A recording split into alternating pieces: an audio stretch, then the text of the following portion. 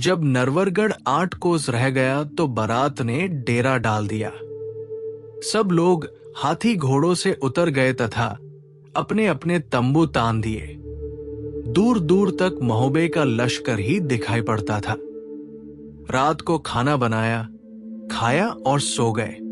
प्रात काल वीर मलखान ने रूपन वारी को बुलवाया और ऐपन वारी सूचना की चिट्ठी ले जाने को कहा। पहले तो मना किया, पर फिर रूपन तैयार हो गया। उसने ऊदल का ही घोड़ा दुल साथ लिया। ऊदल वाली बैंगनी रंग की पगड़ी पहनी, नागदौन का भाला लिया और ढाल तलवार बूंदी वाली लेकर ऐपन वारी देने चला। दरबार पर दरबार ने रोककर पूछा कि कौन हो, कहां से आए हो? तब रूपन ने कहा, महोबे के राजा परिमाल का सेवक हूं। ऊदल के ब्याह के लिए बारात लेकर आए हैं। मेरा नाम रूपन है और मैं ऐपन वारी लेकर आया हूं। हमारा नेक जो बनता है हमें दे दे। मेरा नेक है द्वार पर 4 घंटे तक तलवार चलेगी। राजा नरपति सिंह ने वारी को दरबार में हाजिर करने को कहा, परंतु तब तक रूपन वारी दरबार में पहुंच ही गया। रूपन ने ऐपन वारी शगुन की चिट्ठी राजा के पास रख दी। तब नरपति राव ने सिलहट के राजा विजय सिंह को रूपन पर वार करने का आदेश दिया। विजय सिंह की सांग का वार रूपन बचा गया, पर जब रूपन ने भाला चलाया तो वो घायल होकर गिर पड़ा। उपस्थित क्षत्रियों ने एक साथ हल्ला बोल दिया। रूपन ने भी तलवार खींच ली और अनेक क्षत्रियों को दरबार में गिरा दिया। फिर रूपन तलवार चलाते हुए घोड़े को भगाता हुआ फाटक के पार निकल गया। रक्त रंजित रूपन को लश्कर में आते हुए देखकर वीर मलखान ने नरवरगढ़ का हाल पूछा। रूपन ने बताया कि द्वार पर भारी युद्ध हुआ, किंतु मैं अपना काम पूरा कराया। नरवरगढ़ में फौज तैयार हो गई। मकरंदी के नेतृत्व में मारू बाजे बजने लगे। उधर मलखान के नेतृत्व में महोबा की बारात भी युद्ध के लिए तैयार ही थी। दोनों ओर से सेना आगे बढ़ी। मकरंदी ने वीर मलखान से परिचय पूछा तो वो बोला, आल्हा का भाई हूं। महोबे से ऊदल को ब्याहने के लिए नरवरगढ़ आए हैं। चुपचाप फुलवा का विवाह ऊदल से करवा दो तो युद्ध में होने वाले विनाश से बच जाओगे। इतना सुनकर मकरंदी ने तोपचियों को तोपें चलाने का हुक्म दिया। तोपें दोनों तरफ से चली।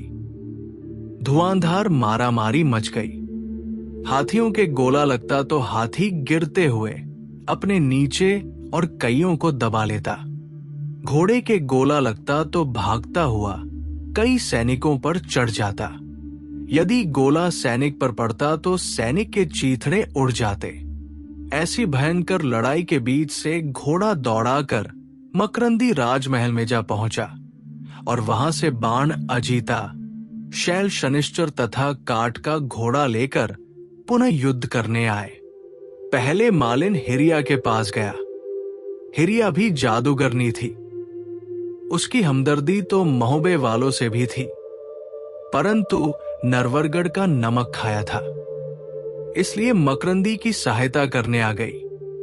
मकरंदी ने शैल शनिश्चर और अजीता बाण का प्रयोग कर दिया, पर जब हिरिया मालिन का जादू चला तो महोबे की फौजें बेहोश हो गई।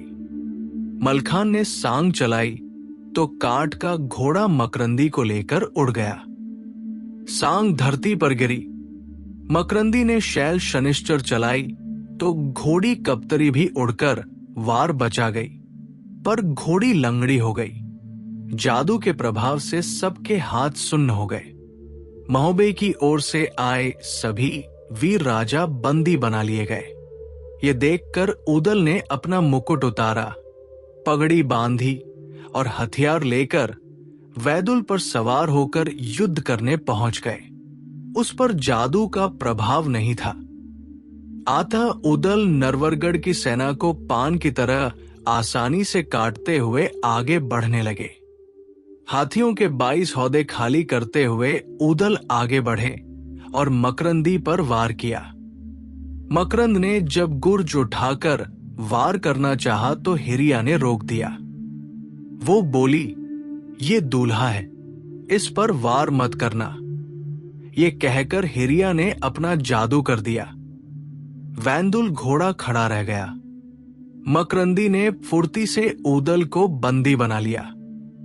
फिर तो उसे लेकर तुरंत नरवरगढ़ को भाग गया। सेना तो पहले ही जादू के प्रभाव में अचेत पड़ी थी। आल्हा को ढेवा ने लश्कर का और ऊदल का हाल सुनाया तो वो चिंतित हो गया। आल्हा ने तब ढेवा से कहा, अब सुनवा को महोबे से लिवा कर लाओ। जादू का जवाब वही दे सकती है। ढेवा तुरंत महोबे को चल दिया। महोबे में माताएं ढेवा से हाल जानकर रोने लगी। सुनवा रानी ने तब आकर माता दिवला से पूछा। हाल जानकर वो बोली, मेरा बच्चा छोटा है, नहीं तो मैं तुरंत ढेवा के साथ चली जाती, परंतु मैं अभी देवी की पूजा करके कुछ उपाय करती हूं। रानी सुनवा मठिया में देवी के ध्यान में बैठ गई। देवी ने पूछा तो सुनवा ने समस्या बताई। तब देवी बोली, जादू हटाने को अमृतमयी धूनी की भस्म दे दो।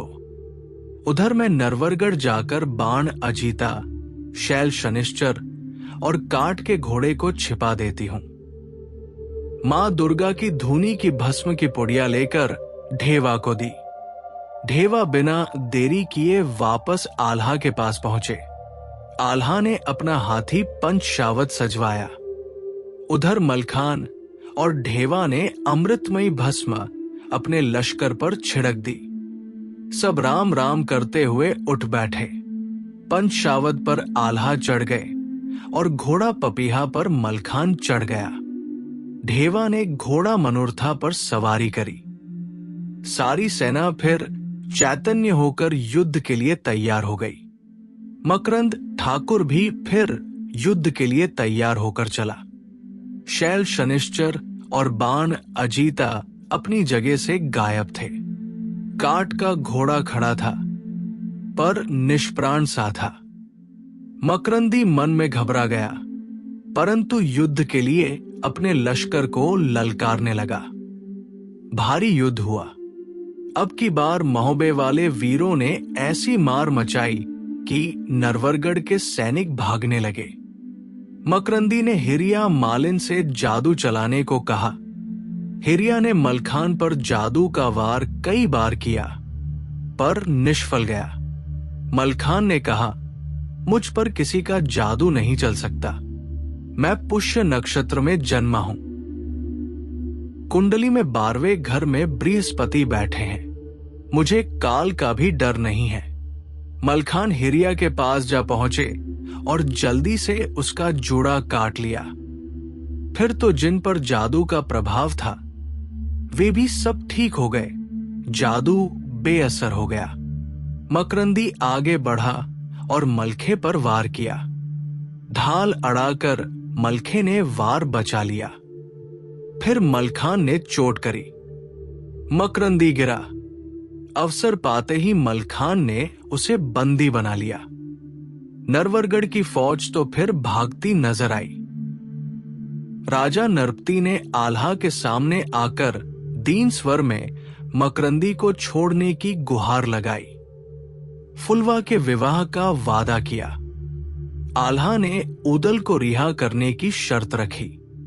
नरपति सिंह ने ऊदल ही नहीं, सभी की रिहाई कर दी। राजा नरपति ने महल में जाकर पंडित बुलवाए और भावर की तैयारी शुरू कर दी। तभी माहिल वहां पहुंचे और बनाफरों में ब्याह न करने का उपाय सुझाया। उनकी सलाह पर 2000 हथियारबंद सैनिक कोठरियों में छिपा दिए गए। आल्हा से कहा गया कि सभी घर परिवार के ही लोग भावर पर आए। जैसे ही वे घर के लोग मंडप में पहुंचे, फाटक बंद कर लिए। पहली भावर पड़ी तो मकरंदी ने तलवार का वार किया, जिसे मलखान ने रोक लिया। दूसरी भावर पर हल्ला मच गया और कोठरियों से निकलकर सब सैनिकों ने आक्रमण कर दिया। परंतु महोबे वालों ने ऐसी तलवार चलाई कि सब मारे गए या भाग गए। मकरंदी को फिर कैद कर लिया तथा 7 भावर पूरी हो गई। राजा ने कहा, अब आपको विदा करूंगा और फुलवा का ढोला दूंगा, पर भात बनवा दिया है, आप भात खाकर ही विदा किए जाएंगे। मकरंदी छोड़ दिया। सब महोबे वाले भात खाने पंगत में बैठ गए। जैसे ही खाना शुरू किया, मकरंदी ने अपने सिपाही फिर बुला लिए और हमला कर दिया। महोबे वालों के पास पानी के लिए लोटे थे। उन्होंने लोटे से ही वार करने शुरू कर दिए। 3 घंटे तक लोटे के वारों से ही उन सैनिकों के छक्के छुड़ा दिए। राजा नरपति ने हाथ जोड़कर कहा, हम जान गए कि महोबे वालों का कोई मुकाबला नहीं। आप अपने नेगी बुलवा लो, हम बिटिया को विदा करते हैं। आल्हा ने गहनों का टोकरा फुलवा के श्रृंगार के लिए भेज दिया। श्रृंगार करके फुलवा पालकी में बिठाकर विदा कर दी गई।